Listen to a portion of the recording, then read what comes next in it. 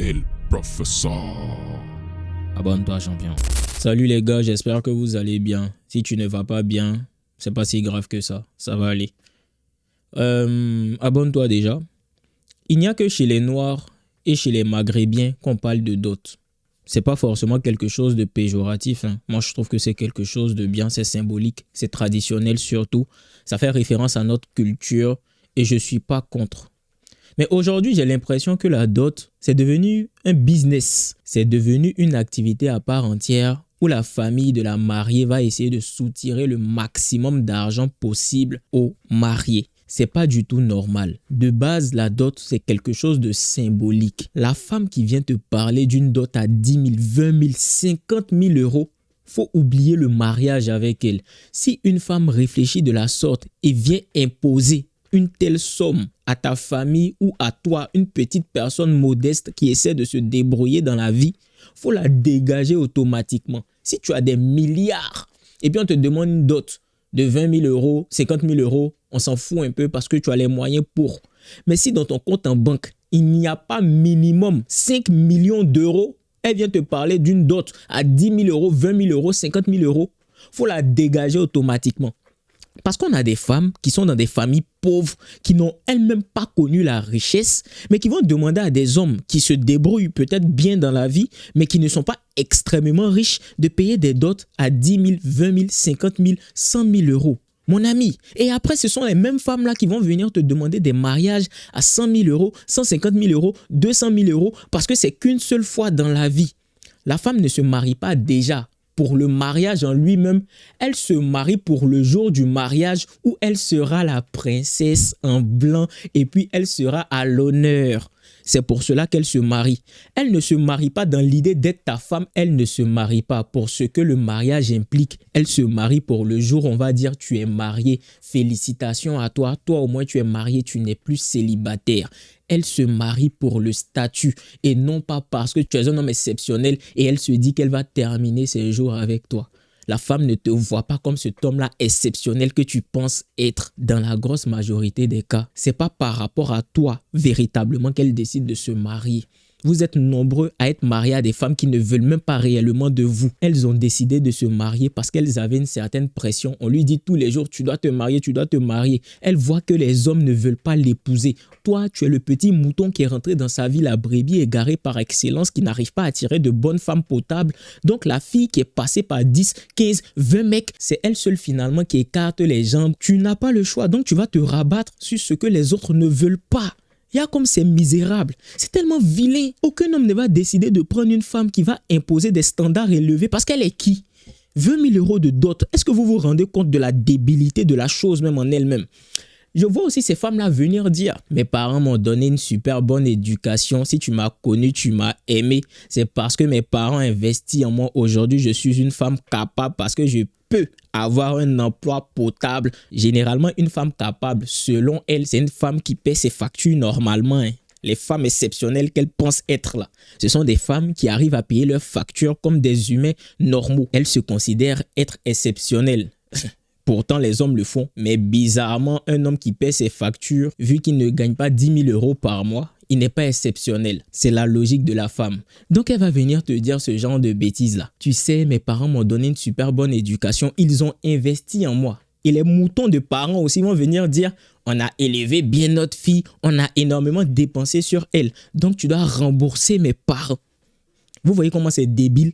Déjà, les parents qui investissent énormément sur leurs enfants, c'est pas pour toi qu'ils le font. Les parents qui demandent des dots exorbitantes parce qu'ils ont bien éduqué leur fille, c'est pas pour toi qu'ils l'ont bien éduquée, c'est d'abord pour elle. Si elle a fait les meilleures universités, les meilleures écoles, c'est d'abord pour elle-même, c'est pour son éducation à elle. C'est grâce à ça même qu'elle t'a connu. C'est grâce à ça qu'elle va avoir un bon mari. Donc, ils lui ont donné la chance d'avoir un bon mari. Tu n'es pas obligé de rembourser cela parce que c'est pas toi qui as décidé d'investir en cette fille-là. Et puis, on n'investit pas dans son enfant pour que le mari vienne rembourser l'investissement. Les parents intelligents, logiques et sensés le font et comprennent que c'est leur rôle. C'est pas pour se faire rembourser par le futur mari. C'est parce que c'est ton rôle. Elle n'a pas décidé à venir au monde. Donc, quand tu t'occupes d'elle là, c'est pas parce qu'un homme va venir rembourser tout ce que tu as dépensé. Et d'ailleurs, même on parle de quel type de femme. Généralement, ce sont les parents pauvres là qui essaient d'extorquer de l'argent. Généralement, ce sont les familles de pauvres là qui vont venir demander à un homme qui n'a pas les moyens de dépenser 10 000, 20 000, 50 000 de dot. Ce sont les filles qui ont une mentalité de pauvres qui vont venir demander ça aussi à leur futur mari. D'ailleurs, même ça ne doit même plus être ta future femme. Afin de dot là, faut oublier ça. Une femme qui vient te demander ce genre de choses là, mon ami, il faut pas te mettre la pression. Faut jamais te mettre la pression pour épouser une femme. Si tu te mets la pression pour épouser une femme, c'est à ce moment-là qu'elle va te marcher là-dessus. Faut jamais avoir pression de marier femme. Jusqu'à tes 50 ans, tu peux encore te marier si tu évolues. La femme, à partir de 30, 35, 40 ans, si elle ne s'est pas mariée, elle ne va pas avoir mariage. Et puis qu'elle regarde les exceptions pour venir dire c'est la règle. Peut-être qu'il y a certaines femmes, la grâce va toucher leur vie. 35 ans, elles vont se marier. 40, elles vont se marier, mais elles sont combien? Elles sont combien? Un homme intelligent qui a le choix ne va jamais la choisir. Elle qui a passé ses 35 ans, qui a fini de tout découvrir avec les autres hommes. Elle connaît toutes les positions. Elle a déjà Mougou partout. Toilette, restaurant, à gauche, à droite, voiture. Elle a Mougou en Italie. Elle a Mougou en France. Elle a Mougou en Espagne. Elle a Mougou aux États-Unis, au Canada. Elle a voyagé dans tous les meilleurs hôtels pour se faire Mougou. Et c'est celle-là qu'il va choisir. Il va préférer la femme qui n'a jamais rien fait. Et puis, il va découvrir ça avec elle en Italie, en Espagne, etc. Ils vont voyager ensemble et ils vont vivre ces expériences-là. Un homme va toujours préférer une femme qui n'a pas d'expérience à cette femme-là qui a énormément d'expérience. Donc, toi, tu as déjà un look kilométrage. Et en plus de ça, c'est toi qui demandes une dot élevée. Mais le pire aussi, ce sont ces filles-là qui sont dans la vingtaine et qui pensent que parce qu'elles sont dans la vingtaine, on va venir et donner 20 000 euros à leurs parents. Oui, tu sais, mes parents m'ont bien éduqué, donc normalement, je mérite une dot de 30K. Voilà, c'est comme ça. Mais tu penses que tu ne vas jamais vieillir? Tu penses que nous, on est obligé de te marier? Je ne comprends pas aussi ces hommes-là qui se mettent la pression même pour se marier. Non, moi, mon mariage, si c'est pas 100K, je ne me marie pas. Va prendre un prêt. C'est quoi cette débilité-là? Une femme qui vient te parler de prêt pour un mariage, elle n'a rien dans la tête. Faut la libérer automatiquement. C'est une femme qui veut saboter ton avenir parce qu'elle va aller demander un prêt pour un mariage pour un jour. 100 000 euros. C'est mieux tu prends cet argent-là pour investir dans quelque chose qui va te rapporter plus, mais le mariage ne va rien te rapporter parce que la femme ne va te servir à rien. Une femme qui te demande d'aller prendre un prêt pour un mariage, c'est une femme qui ne va te servir à rien. Elle n'est pas intelligente. C'est tout. Femme qui est intelligente ne peut pas te demander, toi, honnête citoyen qui gagne modestement ta vie, de lui donner une dot de 20K et en plus un mariage de 100K. Parce que bien sûr, c'est toi qui vas assumer le mariage, c'est toi l'homme. À ce moment-là, il n'y a plus égalité, il n'y a plus 50-50. C'est toi l'homme, c'est toi qui dois assurer le mariage, c'est toi qui dois assurer ci, c'est toi qui dois assurer ça. Et c'est pour cette raison que les femmes noires, surtout d'Afrique de l'Ouest et les maghrébines actuellement, ont beaucoup de mal avec le mariage. Pourquoi? Parce qu'elles regardent les réseaux sociaux, les filles qui sont dans des situations extraordinaires avec des hommes qui sont vraiment aisés, pour se dire, nous aussi on le mérite. Nous aussi on mérite des mariages à 100K, on mérite des dots à 50 000 euros. Pourtant, tu sais que la grosse majorité des hommes que tu auras rencontrés n'ont pas les moyens de payer cette dot de 50K là, n'ont pas les moyens d'assumer ce mariage à 100K. Mais pourquoi tu lui demandes ça? Pourquoi tu es aussi méchante? La femme est méchante. Les femmes d'aujourd'hui sont méchantes. La femme moderne est très méchante. Et c'est pour cela aussi que beaucoup d'hommes décident de ne même plus penser au mariage.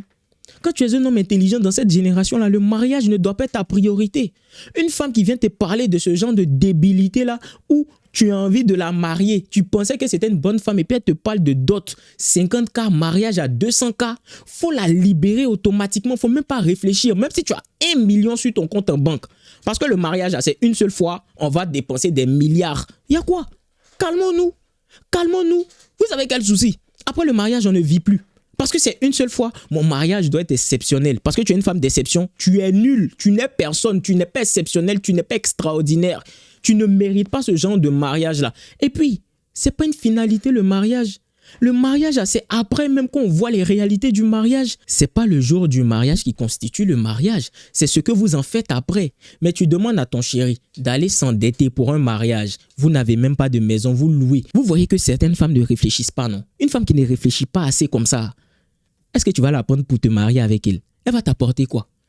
Parce qu'elle n'a même pas un petit esprit entrepreneurial. On ne lui demande même pas de trouver des idées, des business. Mais nous alléger au niveau de nos dépenses même, elles ne peuvent pas faire ça. Ce genre de femme-là, tu vas foutre quoi avec elle? Tu vas faire quoi avec elle? Et il y a des hommes comme ça qui se mettent la pression. Oui, je dois absolument la marier. C'est le moment pour moi de l'épouser. J'ai trop envie de la marier alors qu'ils ne sont rien. Vous n'êtes rien. Tu n'es personne, tu n'as pas fini d'être assez stable. Tu penses au mariage. Bien sûr, il ne s'agit pas d'être milliardaire pour se marier. Mais s'il n'y a pas de femme en face de toi qui veut un mariage modeste et simple, s'il n'y a aucune femme en face qui veut d'un petit mariage, tu n'es pas obligé de te marier.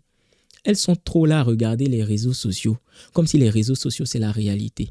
Tu n'es pas obligé de te marier, mon ami, parce qu'elle va regarder ses camarades pour te faire croire que tu es un moins que rien. Le simple fait de gagner 5 000 € par mois, ça fait de toi quelqu'un d'exceptionnel. Parce que peu d'hommes gagnent 5 000 € par mois. Quand tu gagnes une certaine somme d'argent, il faut te considérer comme un homme au-dessus du lot. 5 000 € par mois, beaucoup d'hommes ne gagnent pas ça par mois. Mais ce n'est pas parce que tu gagnes 5 000 € par mois que tu vas rencontrer une femme et tu vas mettre toutes tes économies dans le mariage avec elle. Elle n'est pas si exceptionnelle que ça. Si elle ne peut pas se contenter d'avoir un bon mariage, c'est même pas se contenter parce que le mot est mal choisi. Si elle ne peut pas accepter d'avoir un mariage normal, parce que finalement, ce n'est pas une femme exceptionnelle, c'est elle-même qui doit te payer pour la marier parce que c'est toi qui vas l'entretenir après. Elle dégage. Il faut mettre ça dans ta tête. C'est pour ça que beaucoup d'hommes aujourd'hui décident d'avoir leur petite blanche. Et puis ils sont tranquilles. Parce que c'est chez la blanche, tu ne vas pas avoir histoire de dot. C'est chez la blanche, tu ne vas pas avoir histoire de mariage à 5 ans obligatoirement. C'est chez la blanche, il y aura beaucoup plus de facilité. Elle ne va pas forcément t'emmerder. C'est parce que là-bas, la mentalité est différente. On ne base pas tout sur l'argent. Et surtout, il y a certaines réalités qui t'empêchent de faire certaines choses. Un homme, bien sûr qu'il veut faire plaisir à sa copine. Si un homme a 100 millions au compte en banque, il ne va pas rechigner à dépenser 100K pour un mariage. Si un homme a énormément d'argent, il ne va pas se plaindre de donner 50K de dot, 100K de dot même. Il a de l'argent. Mais quand un homme est dans une situation où il ne peut pas le faire et il doit penser à investir son argent dans d'autres choses que ça, tu ne vas pas venir lui demander de dépenser son argent dans des futilités de la sorte parce que ce sont des futilités. S'il a les moyens, il va le faire. Mais c'est juste qu'il ne peut pas le faire parce qu'il est dans les dispositions où il n'est pas celui que tu vois sur les réseaux sociaux qui a des millions. Ou c'est juste un homme débile qui a décidé d'investir tous ses fonds dans un mariage. On connaît ça aussi. On connaît cet aspect-là où il y a des hommes, ils sont sur les réseaux sociaux, ils postent une vie qui n'est pas réelle. Tu vas penser qu'ils sont riches alors que leur mariage, c'est un mariage loué. C'est un mariage à arranger. C'est un mariage où ils ont dû emprunter de l'argent. C'est un mariage de cagnotte. Tout le monde a mis un peu d'argent pour que ça fasse un immense mariage. Moi, je ne suis pas dans ce genre de bêtises-là. Si tu n'as pas les fonds pour marier une femme et puis elle ne peut pas accepter que le mariage que tu vas décider de lui donner là, tu ne vas pas pouvoir mettre tous tes fonds dedans, oublions. C'est pas si grave que ça. Demandez à vos copines d'investir aussi. On va voir à quel moment ils vont nous parler de mariage à 50K, 100K. C'est parce que c'est pas elle qui investit dans son mariage qu'elle vient raconter ce genre de bêtises-là. Demandez à vos copines de payer un mariage à 100K. On va voir quelque chose. Bien sûr, c'est naturel. Hein? On va te demander de payer, c'est toi l'homme. Mais si la femme en face de toi n'est pas prête pour un mariage simple, parce que vous avez décidé de vous unir, vous avez décidé de cheminer ensemble, faut la libérer, faut la laisser. C'est pas si grave que ça. Elle n'est pas exceptionnelle. Celle-là, tu vas en rencontrer mieux plus tard. C'est pas très grave. Ou bien vous patientez et entre-temps, vous n'allez jamais vous marier. Tu vas rencontrer une autre femme. Elle correspond plus à cette femme-là et puis basta. Tu vas aller marier une autre. Pourquoi les femmes d'aujourd'hui sont là à nous emmerder alors qu'on essaie de se débrouiller dans la vie? La vie est déjà assez compliquée. Vous allez venir nous parler de mariage à coût de 50 000 €, 100 000 € avec des dots à 10, 20 000 €. C'est quoi ce genre de bêtises-là? Et moi, ça me fatigue quand je vois que des hommes essaie de tout faire pour marier ces femmes-là qui demandent ces sommes astronomiques. Vous vous faites du mal. Franchement, je ne vous comprends pas, les gars. Vous faites énormément d'efforts afin de satisfaire une femme qui ne le mérite même pas. Elle veut se marier avec toi juste pour le fait de se marier et non pas parce qu'elle veut être ta femme. Si tu ne comprends pas ça encore, tu es perdu dans le film. Tu vas marier une femme qui pense à un autre. 50% des mariages d'aujourd'hui finissent en divorce. C'est bien pour une raison. C'est parce qu'elle ne vous aime pas réellement et à un moment donné, quand vous allez tout investir dans le jour du mariage, après dans le mariage, vous n'avez pas assez d'argent et vous quitte pour un homme qui en a plus. Cet homme-là ne va jamais la marier, mais elle va rester avec lui.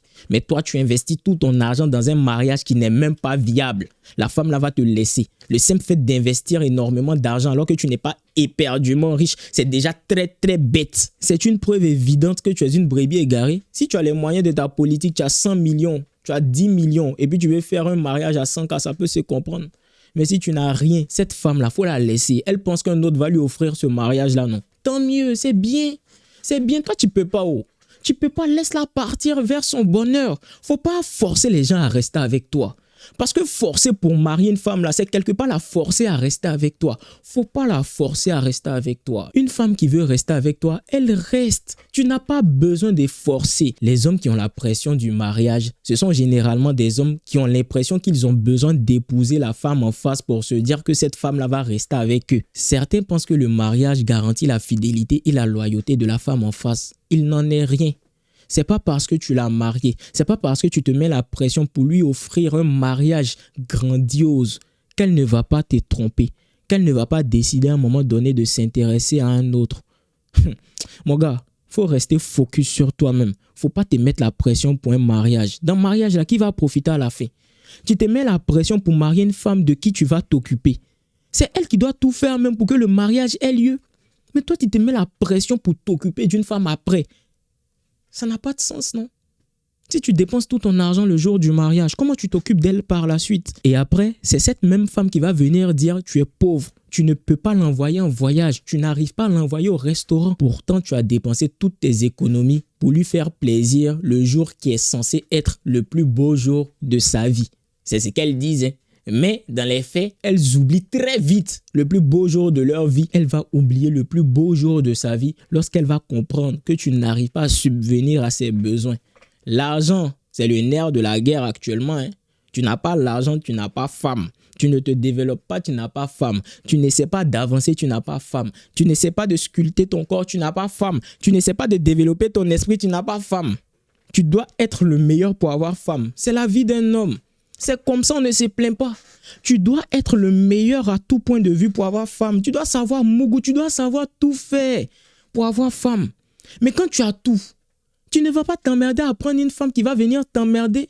L'homme ne se met pas la pression quand il a tout parce qu'il sait qu'il peut les avoir toutes. Quand tu as tout, tu peux les avoir toutes. Donc vu que tu peux les avoir toutes, pourquoi t'emmerder à en avoir qu'une seule? Ça n'a pas de sens.